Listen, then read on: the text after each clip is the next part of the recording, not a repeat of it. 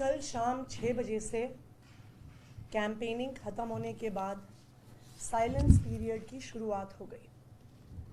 Silence period में आचार संहिता, सारे नियम कानून बिल्कुल स्पष्ट हैं कि किसी भी विधानसभा क्षेत्र में वहाँ के बाहर का वोटर मौजूद नहीं हो सकता है, क्योंकि ये इलेक्शन को इन्फ्लुएंस करने का एक तरीका होता है। कल शाम को हमें खबर मिली कि रमेश बिधूड़ी जी की टीम से कुछ लोग हमारे एक झुग्गी क्लस्टर के लोगों को रात को धमका रहे थे।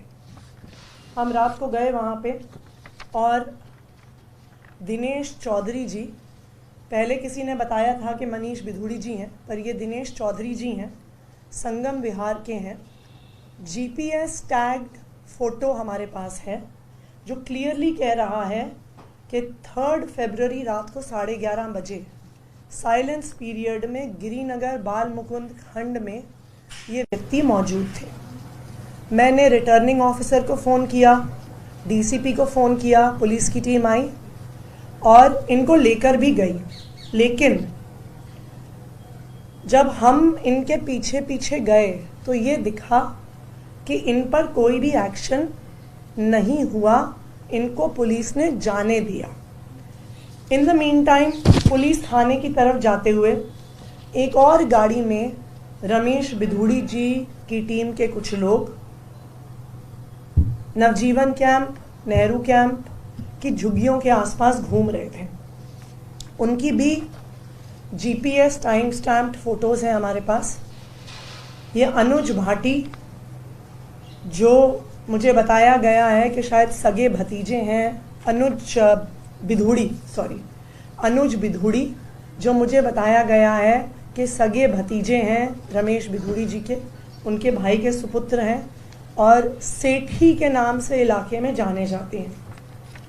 उसी गाड़ी में लालू बिधूड़ी, जो भी तुगलकाबाद गांव के निवासी हैं, इनकी भी जीपीएस टाइम स्टैम्प्ड फोटोज़ हैं। इस लोकेशन पर हमने इलेक्शन कमीशन को बुलाया, रिटर्निंग ऑफिसर को कंप्लेंट की, फ्लाइंग स्क्वाड को बुलाया, पुलिस को बुलाया।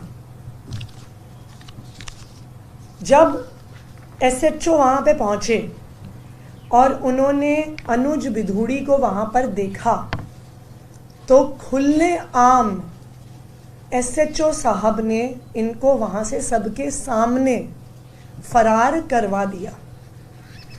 इनको फरार करवाने के लिए और उससे ध्यान हटाने के लिए पुलिस वालों ने 2 लोकल लड़के, एक जो वहाँ पे उस इलाके में अपने रिश्तेदार के पास सामान छोड़ने आया हुआ था, जो इस पूरे प्रक्रिया की वीडियो बना रहा था, और एक जो हमारे किसी एक कार्यकर्ता को देखकर अपने घर से बाहर आया था। जो 2 लड़के एमसीसी वायलेशन का वीडियो बना रहे थे, जो ईसीआई में कंप्लेंट कर रहे थे, उन 2 लड़कों सागर मेहता और अशमीत सिंह को पुलिस ने बर्बरता से पीटना शुरू कर दिया। जो कंप्लेंट कर रहा है उसकी पिटाई पुलिस द्वारा हो रही है। ये पिटाई गोविंदपुरी एसएचओ धर्मवीर सिंह द्वारा की गई। उसके साथ 10 और पुलिस अफसर थे।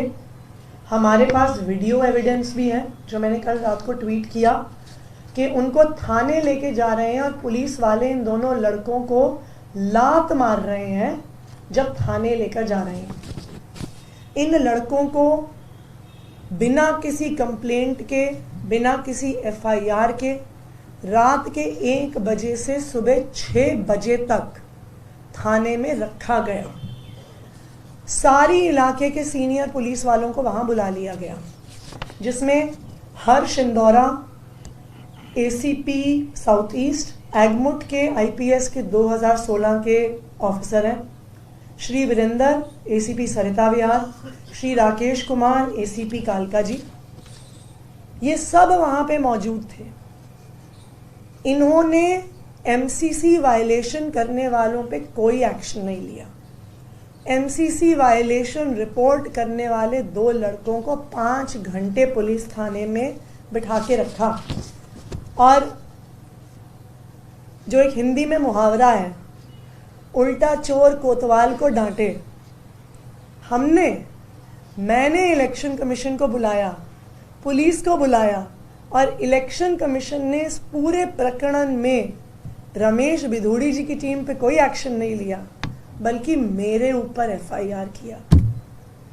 मैं आज इलेक्शन कमीशन से पूछना चाहती हूँ, Bharat free and fair election के लिए जाना जाता है। आज देश की राजधानी में खुलेआम गुंडागर्दी चल रही है। बीजेपी वाले गुंडागर्दी कर रहे हैं, उनको बचाने के लिए पुलिस वाले गुंडागर्दी कर रहे हैं, और अब इलेक्शन कमीशन कंप्लेंट करने वालों पे केस फाइल कर रही है। क्या ये हाल होगा अब? राजीव कुमार जी, अपनी सोती हुई आत्मा को जगाइए। हम सुबह से आपसे टाइम मांग रहे हैं मिलने के लिए, आप टाइम नहीं दे रहे हैं। इलेक्शन कमीशन कंप्लेंट करने वालों पे एफआईआर कर रहा है, एमसीसी वायलेशन रिपोर्ट करने वालों को पुलिस खुलेआम बर्बरता से मार रही है। आज देश का लोकतंत्र राजीव कुमार जी के हाथ में है, और इतिहास देख रहा है राजीव कुमार जी कि देश की राजधानी में लोकतंत्र बचेगा कि नहीं बचेगा। मैं बीजेपी वालों को भी बता दूं, दिल्ली की जनता सब देख रही है।